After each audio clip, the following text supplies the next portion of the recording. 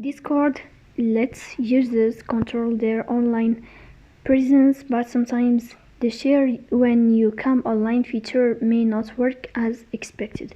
In this video, I will show you how to fix share when you come online on Discord app. The first thing you have to do is to go to Discord. Here in this page you will find this sign of profile, so we click on your profile. After that, in this page you will move to settings. You will tap on settings. Then here in this window you will go to